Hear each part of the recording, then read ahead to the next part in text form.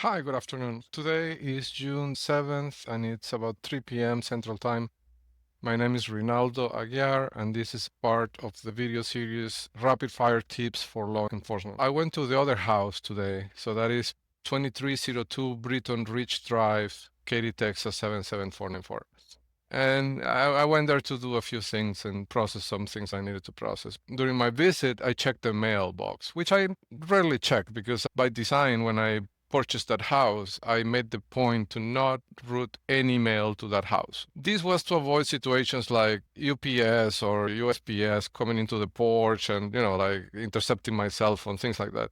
So to keep, all those delivery, because that's a big interception mechanism that they have. All the delivery and logistics companies like Amazon Delivery, UPS, USPS, FedEx, they use all of them to do that, right?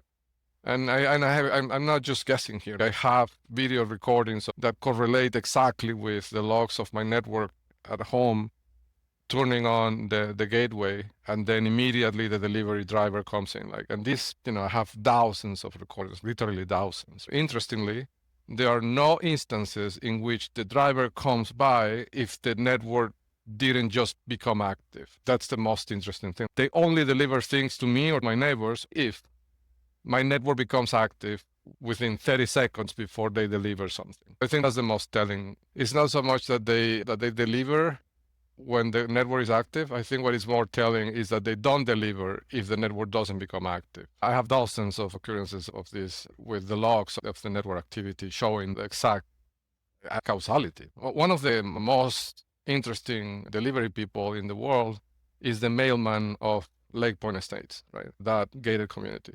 Which makes sense, right? If you're running a surveillance operation that is illegal, like they're doing, and you have all these prominent agents, like the ex-CIA director, Robert Mueller, the owners of Liberty Homes Builders, Eckhart, Phil Denning, and the one that has a name that sounds like a wall. So anyhow, if you have all these prominent agents living in this gated community, super protected, surrounded by churches, so nobody can disrupt their communications, you're not going to make the mistake of letting any mailman come into that community, right? It has to be a mailman that is part of the network. This is documented before in the journal. There was an incident a week or 2 weeks after I moved into Point Estates in which the mailman was intercepting me at the corners, right? I already had the technology to build the map manually, even if I didn't have the geo-index captured yet.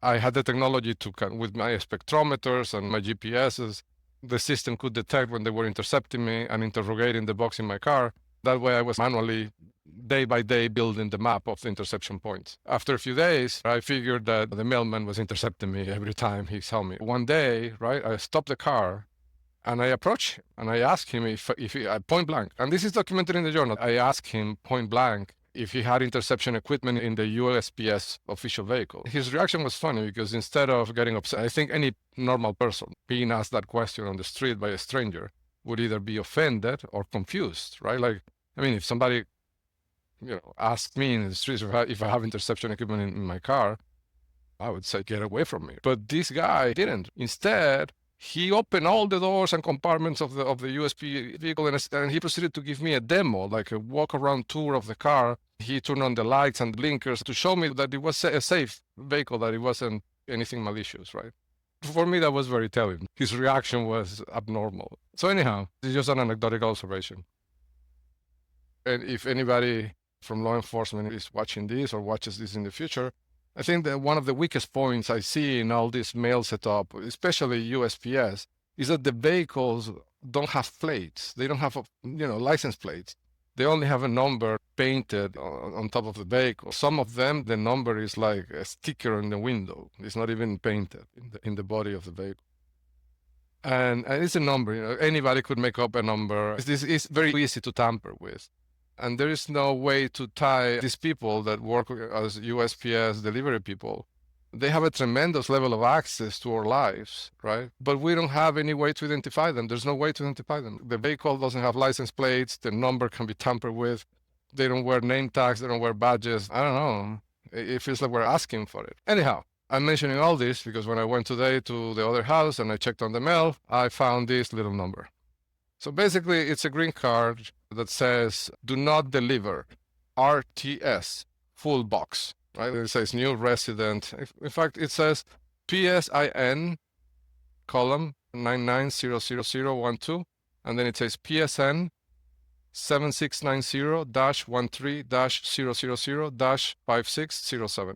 I guess with that, one can identify the form.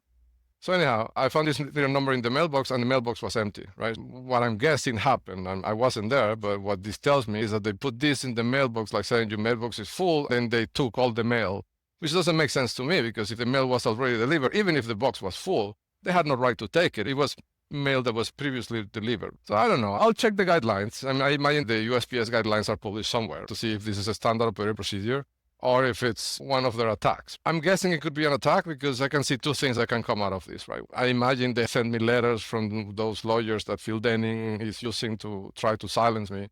And the HOA, they have the legal harassment campaign that they set up for a year. As soon as I moved into the community, the first thing Phil did was to send everybody a letter saying that the penalties for breaking the bylaws were being increased from $50 to $500, something like that, like a tenfold increase, right? I guess, like that was like the seed. They had already a plan to harass me with the fines, quote unquote. And so, if the fine was $50, I could pay the fine forever, right? But if it's $500, they probably did the math and set it up to a number that could actually hurt me, right? So that would be like $500 per day, I guess is their plan, right? Or $350 per day, something crazy like that. It's the highest HOA infringement fee that I've seen in my entire life. And I've owned multiple properties in different countries. This is the highest fee that I've seen anywhere in my life. My guess is that they had sent me some of those letters, lawsuits and complaints and whatever, right? To harass me with legal action. Because now they see legal risk and they're catching up to what's going to happen to them. They stole all the evidence to destroy it, which is a crime. So it's very possible that this is what this is, a justification to take the mail out of the mailbox, which I think is stealing mail because that mail was already delivered. It was mine. Even if the box was full, that was my mail, right? And there's nothing to win by emptying it. Like, if they're not going to deliver anything, they could just have put this in there and leave the mail in where it was. Right? So why take the mail?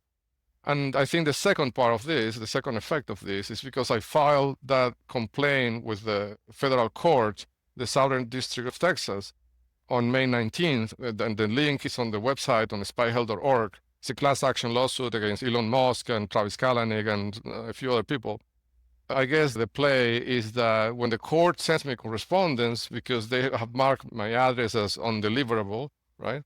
Now I'm not going to get any correspondence from the court. And then I'm not going to be able to respond. Thought of making this video to give the heads up to the FBI or to any agencies that may or may not be watching what's happening. But if anybody's watching, I would suggest watching two things, right? The mailman that delivers mail to Lake Point Estates, getting the mailman could lead to get 60 agents, right? Because he delivers messages, like secret messages, encoded messages via his actions and other things to all these agents in the community, right?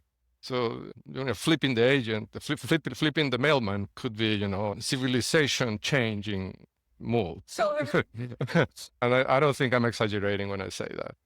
And the second thing is watching the court, right? Watching the Southern District of Texas court, especially the clerk.